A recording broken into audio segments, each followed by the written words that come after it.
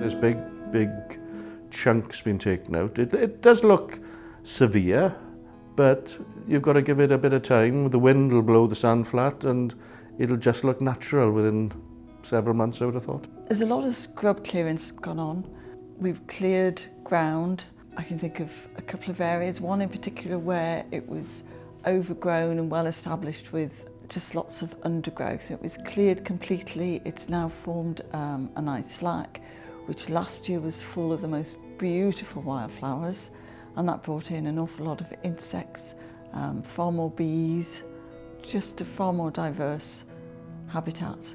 It's very rare to play golf within a sort of dune system. You know, hopefully we can encourage wildlife, especially with the birds, with the fauna and flora, so they'll get a slightly different experience than they would normally if they're just playing a normal golf course with just green all around and not taking a lot of notice in terms of what the actual the nature and the environment is around them. So they'll get a different experience with that, and hopefully, I mean, for myself, you take notice of that, it becomes more of a experience, more of a journey for the golfer whilst they're here at Parliament County.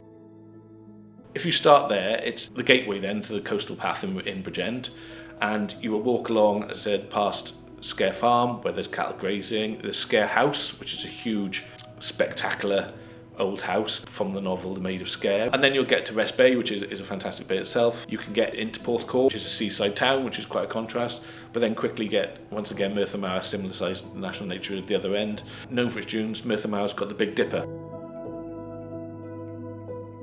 Most recently, we've undertaken a huge project on our bunkers here, so we've actually gone and reversed back the style of bunkers. So we've gone from sort of a refined style, revetted style of fairway bunker to a more naturalised design, which sort of pays tribute to the original design of the golf course, gives a more aesthetically natural appearance, and that's really enhanced the golf course in terms of from an aesthetic standpoint. And the feedback we've had from that has been absolutely fantastic. It becomes sort of hazards. One, it's easier to find your ball. Secondly, then you can play from it as well. So we had to set up a new local rule now to actually playability within the actual the sand slack themselves as well. You got to hit a bit of a wayward shot to get in there in the first place, to be honest. So hopefully you don't want to encourage people to be using them on a regular basis. But if they are there, then it has become sort of a bit of a natural hazard, but also a pleasant one to be in as well, sort of things. Obviously, since I've been volunteering, I can see some areas that have been wiped of habitat and they're back to sort of the ground level, and ponds have been created. Stone walls on the farm, Scare Farm in particular, have been rebuilt and they look far neater, and certainly there are areas that you can see a remarkable difference in the site. What we want is variety at Kenfig, so it's good to have a huge variety of different habitats to benefit lots of different invertebrates. Some quite rare sort of mining bees and things use the bare sand. It's just trying to bring a diversity of habitats and to encourage a whole raft of species. The stuff we've done is big, brutal stuff. So we've probably reset the succession back 20 years. So what we're looking at is long-term things. So basically this year, one of the things with the loose sand habitat, it is quite good for invertebrates. So you'll see a lot of like rare solitary bee species. So when we do surveying this summer, even though it looks barren to everyone else, there'll be a lot of invertebrates in there, very, very happy and thriving. Well, when I started here, the volunteers were asked, anyone interested in doing a fen orchid survey? I mean, they're quite small, quite hard to see until you get your eye in. The first time it was done, I think the first year or two I wasn't involved, but there weren't that many found. For the last few years, I've helped with the survey. I think last year, was it about 2,000 we had? Last year, they got to 4,000 and we'd run out of time for surveying with manpower and the time with professionals that are needed to log it all. But there was still more to find, and that was, so we'd gone from initially, I think a few years ago, was it 400? And we've gone up to 4,000 now. And that is part of the Dune to Dune project, the effect of that. Part of the project has been opening up views, undertaking some sort of scrub management, some tree clearance.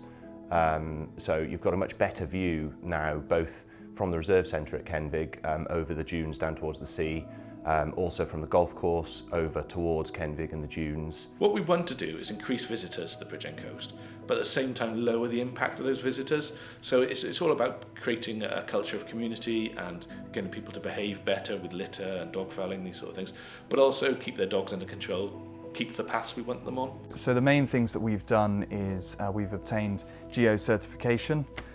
So we have focused on nature, the community and resources really, and reviewed the club in those aspects.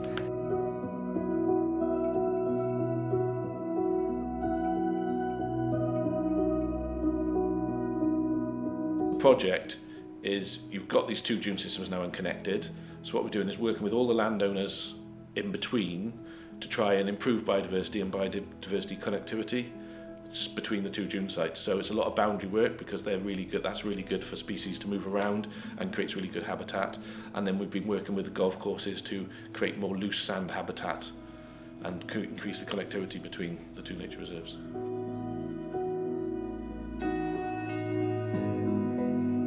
Certainly during this project we've I've personally received training in brush cutters, trimming work and wood chipping. So at least there is some plant and machinery we can use to make it slightly easier during that process. We've had a number of things, and over last year we did bees. I did an introductory and then an intermediate course, from which we set up a bee walk and one especially looking for the carder bee, the shrill carder bee. It is only found now in a few pockets throughout Britain, and unfortunately the interconnecting corridors through which they can travel have gone, and little is known about it, but we know they're in Kenfig.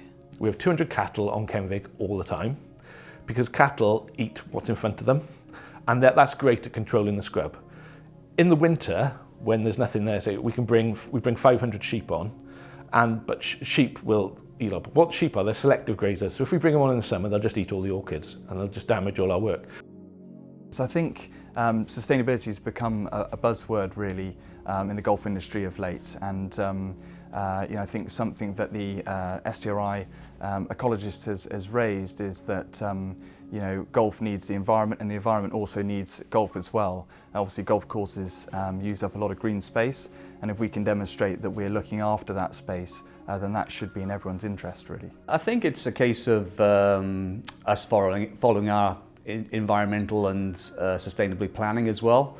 And more importantly, it was the GEO. As far as golf courses now, championship golf courses have to be GEO verified. So it's how you look at all your different processes with nature, as far as your sustainability, how you buy products in terms of your chain supply. So it's all those different elements that make you a greener golf club. So therefore we've managed to do that as part of the Dunes to Dunes project, is that we've done it ourselves. We've actually embraced that certification and got all the staff, the stakeholders in that process to actually look at their own departments, look at their own job descriptions to ensure that they can make a difference, make it better. Where Natural Resources Wales give us a good steer on that. So we've engaged with them as well, which is really important part of the GEO in terms of our environmental plan as well. The fact that we get the proper licenses in place and we get the proper advice in place, so we're not doing anything that will actually endanger any species. And then the winter's a good time to do it, which has been sort of November through to February, March. So the weather, as I said, the climate's been a little bit against us with that. We've got two cracking contractors on site. They're actually members of the golf club, which helps as well, because they've got a vested interest in that, as well as doing a good job. But they're out there in all weathers, with the high winds and so forth. So they've done a remarkable job.